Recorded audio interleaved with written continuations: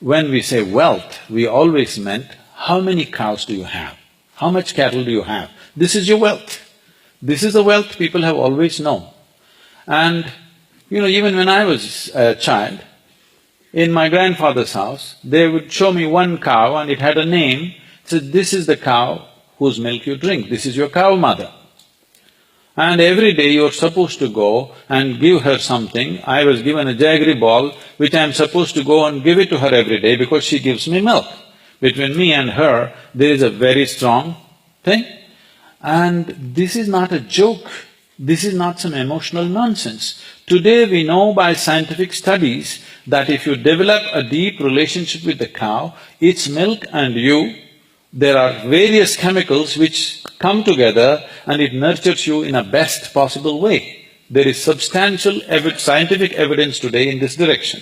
So we developed a huge relationship with the cow. After having drunk the milk of the cow for 5–10 years, she is old, cut her up and eat her is an unthinkable thing for us because she's like a mother. So from this context, we said killing a cow is not right. Another aspect of it is, if you have a cow at home, people have very deep relationships with the cows in India.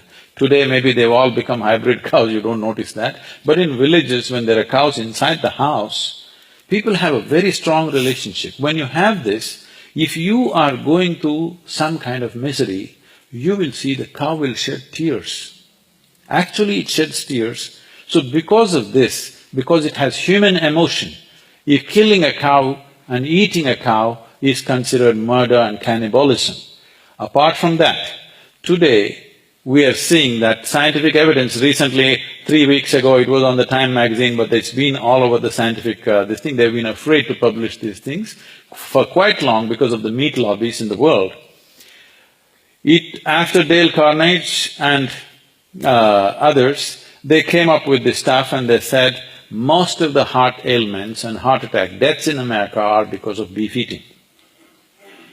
Now they're saying almost 70% of the cancer is because of red meat eating, okay? So every doctor in the West is telling people, you should not eat red meat, this is the worst thing, and it's an ecological disaster.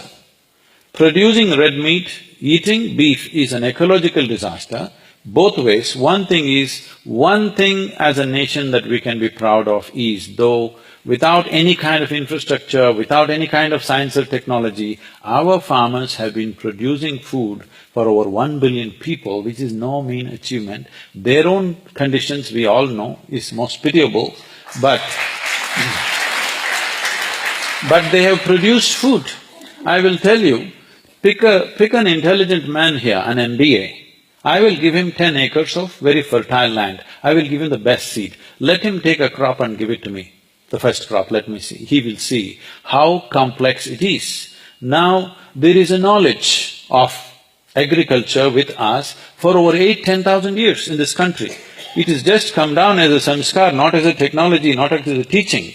Now, the land was rich. The reason why it was rich is we never killed the animals.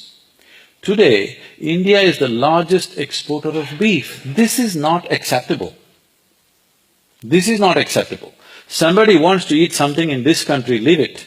The wrong approach is just this. We should not definitely be a beef exporter because we will destroy the land. We will not be able to produce the food that we are producing right now. Unless we make it… I think the government should bring a policy for every acre of land, minimum 4 to 5 animals must be there.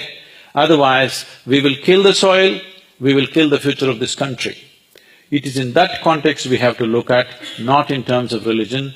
If anybody wants to look at this carefully, we must understand the Hindu religion as we know it has no restriction about eating this or not eating this. It is just that it is a cultural emotion because we have seen the cow as a second mother because we drink the milk of the cow. I want to stay with